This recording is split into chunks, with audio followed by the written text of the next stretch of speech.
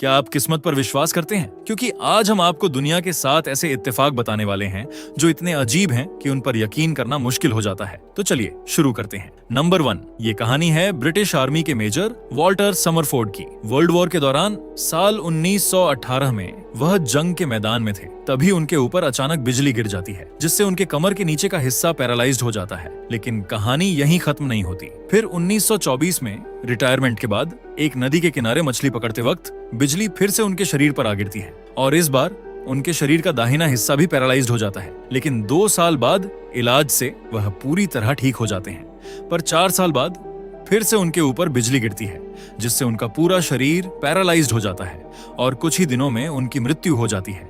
लेकिन मौत के बाद भी बिजली ने उनका पीछा नहीं छोड़ा। 4 साल बाद बिजली उनकी कब्र पर गिरी, जिससे उनकी कब्र भी नष्ट हो गई। नंबर 2, अमेरिका के मशहूर लेखक एडगर एलन पो ने अपनी एक किताब the narrative of Arthur Gordon Pym of Nantucket में एक काल्पनिक कहानी लिखी थी, जिसमें 4 नाविक समुद्र में आए भयंकर तूफान के बाद रास्ता भटक जाते हैं, खाना खत्म हो जाता है और आखिरकार 3 दोस्त मिलकर चौथे व्यक्ति को मारकर खा जाते हैं, जिसका नाम था रिचर्ड पार्कर। लेकिन आपको जानकर हैरानी होगी कि लगभग 46 साल बाद असल जिंदगी में भी एक ऐसी ही घटना हुई। जहाज दुर्घटना के बाद कुछ नाविक समुद्र में फंस गए और जीवित रहने के लिए उन्होंने एक व्यक्ति को मारकर खा लिया। और सबसे हैरान करने वाली बात, उस व्यक्ति का नाम भी रिचर्ड पार्कर ही था।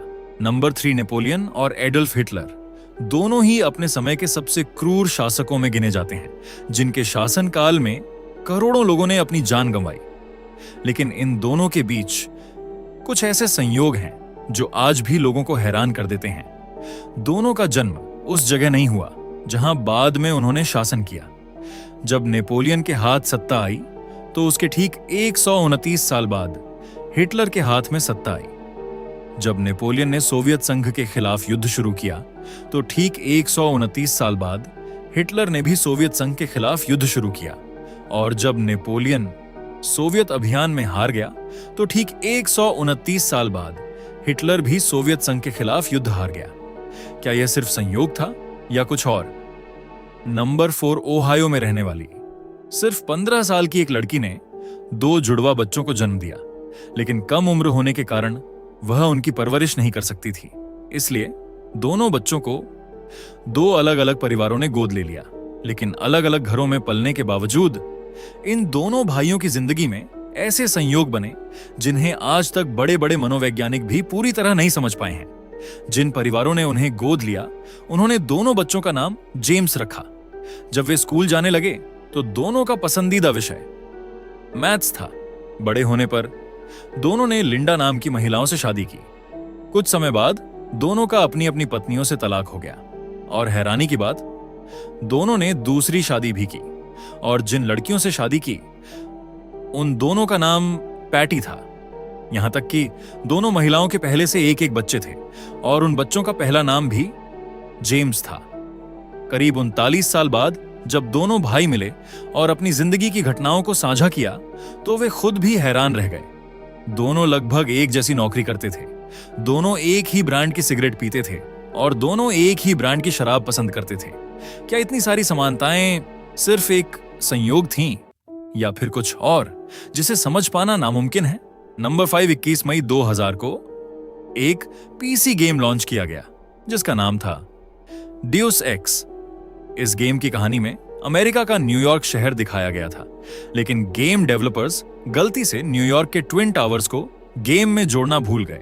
जब उन्हें अपनी इस गलती का एहसास हुआ तो उन्होंने कहानी में बदलाव कर दिया और यह दिखाया कि एक आतंकी हमले में ट्विन टावर्स नष्ट हो चुके हैं। हैरानी की बात यह थी कि गेम लॉन्च होने के कुछ महीनों बाद 11 सितंबर 2001 को वास्तविक दुनिया में भी आतंकी हमले में ट्विन टावर्स गिरा दिए गए, जिसमें हजारों लोगों ने अपनी जान गंवाई। इसके बाद यह गेम पूरी दुनिया में चर्चा का विषय बन गया। नंबर 6, इस तस्वीर को ध्यान से देखिए। पहली नजर में आपको भी लगेगा कि ये दोनों महिलाएं जुड़वा बहनें हैं, लेकिन ऐसा बिल्कुल नहीं है। तस्वीर में दिखाई देने वाली पहली महिला 1950 के दशक की मिस्र की मशहूर अभिनेत्री जुबैदा थरवत हैं और दूसरी महिला हॉलीवुड की प्रसिद्ध अभिनेत्री जेनिफर लॉरेंस हैं। हैरानी की बात यह है कि दोनों अलग अलग दौर में पैदा हुई, दोनों का कोई पारिवारिक संबंध नहीं है, फिर भी उनकी शक्ल इतनी ज्यादा मिलती है कि लोग अक्सर उन्हें एक दूसरे का हमशक्ल मान लेते हैं।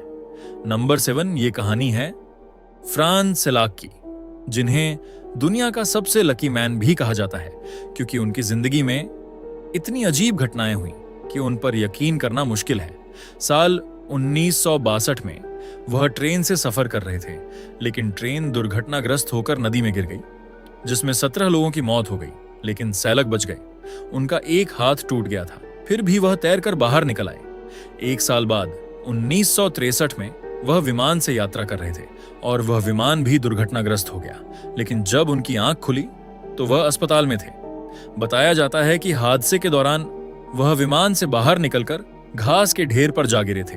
फिर 1966 में वह बस में सफर कर रहे थे और बस का भी एक्सीडेंट हो गया, जिसमें 4 लोगों की मौत हो गई, लेकिन वह फिर बच गए। इसके बाद 1970 में उनकी कार में अचानक आग लग गई और कुछ ही देर में कार फट गई, लेकिन विस्फोट से पहले वह कार से बाहर निकल चुके थे। 1995 में वह एक और बस दुर्घटना में बच गए और 1996 में एक ट्रक दुर्घटना में भी उनकी जान बच गई। लेकिन कहानी यहीं खत्म नहीं होती। साल 2003 में उन्होंने अपनी जिंदगी में पहली बार लॉटरी का टिकट खरीदा और पहली ही बार में $1 मिलियन की लॉटरी जीत गए। इसीलिए कई लोग उन्हें दुनिया का सबसे लकी इंसान कहते हैं। हालांकि कुछ लोग उन्हें अनलकी भी मानते हैं क्योंकि उनकी जिंदगी में इतने सारे हादसे हुए थे। अब सवाल यह है, आप उन्हें क्या कहेंगे? दुनिया का सबसे लकी इंसान या सबसे अनलकी? अपनी राय कमेंट में जरूर बताइए। अगर आपको यह वीडियो पसंद आई हो तो वीडियो को लाइक करें, चैनल को सब्सक्राइब करें और ऐसी ही रोचक और रहस्यमयी कहानियों के लिए हमारे साथ जुड़े रहिए। धन्यवाद।